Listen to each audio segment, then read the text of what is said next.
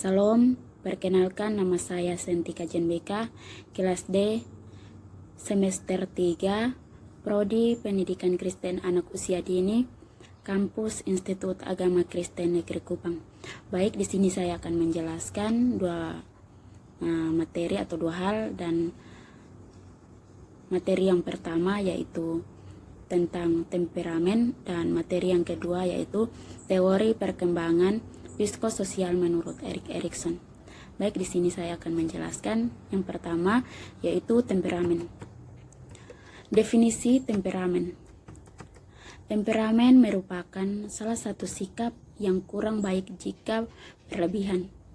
Dapat dikatakan sebagai sebuah gangguan, sikap yang muncul secara tiba-tiba ketika ia merasa tidak suka dengan apa yang telah dilakukan orang lain. Ciri-ciri temperamen yaitu yang pertama, mudah emosi, sering berkata kasar. Yang ketiga, menyimpan banyak dendam. Yang keempat, selalu merasa benar. Yang kelima, mudah tersinggung. Yang keenam, cemburu yang berlebihan. Yang ketujuh, menuntut secara berlebih. Yang kedelapan, hidup untuk kesenangan. Yang berikut jenis-jenis temperamen.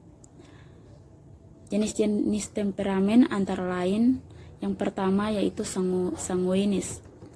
Sanguinis yaitu sifat yang dapat dengan mudah menerima pengaruh dari luar dan langsung masuk ke dalam pikiran dan perasaan, membuat ia akan nampak respon yang meledak-ledak.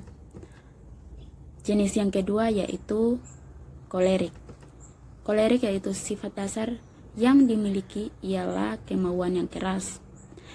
Seperti seorang akan menempatkan dirinya sebagai seorang pemimpin yang dominan, tidak memerlukan orang lain, dan sikap empati sangat sulit diekspresikan. Jenis temperamen yang ketiga yaitu melankolis, yaitu sifat yang sangat sensitif, membuat ia mudah emosi dalam keadaan apapun. Ditambah dengan sifat perfeksionisnya akan menambah tingkat sensitifnya. Yang jenis yang keempat yaitu plekmatis. Plekmatis yaitu sifat bawaan yang tenang dan mudah meredam amarah.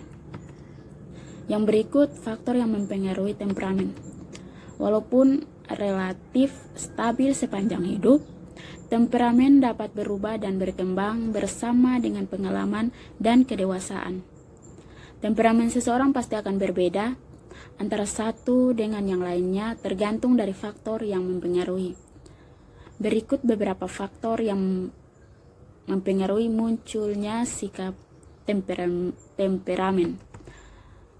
Faktor yang pertama yaitu gender dan budaya.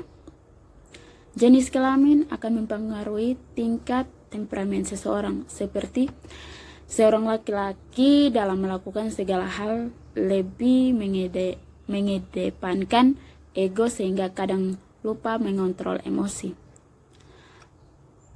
Walaupun terdapat seorang wanita yang memiliki sikap temperamental. Yang kedua yaitu faktor lingkungan. Lingkungan memiliki banyak pengaruh untuk diri seseorang. Semakin baik lingkungannya, maka akan mencerminkan cara ia bersikap. Faktor yang ketiga yaitu pola asuh. Cara orang tua mendidik anaknya juga akan membentuk karakter anak. Ketika orang tua terbiasa mendidik anak dengan cara yang keras, maka sifat yang terbentuk tidak jauh dari cara mendidik, karena pada dasarnya anak hanya meniru apa yang dilihat dan dipelajari. Faktor yang keempat yaitu faktor keturunan. Sifat temperamen ini juga dapat berasal dari bawaan lahir. Seperti seseorang anak sudah memiliki bibit atau gen dalam dirinya tingkat temperamen yang tinggi, faktor ini sulit diubah kecuali ada kemauan besar yang berasal dari dalam diri untuk mengendalikan diri yang lebih baik. Baik, kita akan masuk pada materi yang kedua atau hal yang kedua yaitu teori perkembangan psikososial menurut Erik Erikson. Pengertian perkembangan psikososial. Psikososial adalah suatu kondisi yang terjadi pada individu yang mencakup aspek psikis dan sosial atau sebaliknya. Psikososial menunjuk pada hubungan yang dinamis atau faktor psikis atau sosial yang saling berinteraksi dan mempengaruhi satu sama lain. Yang kedua, teori perkembangan psikososial menurut Erik Erikson.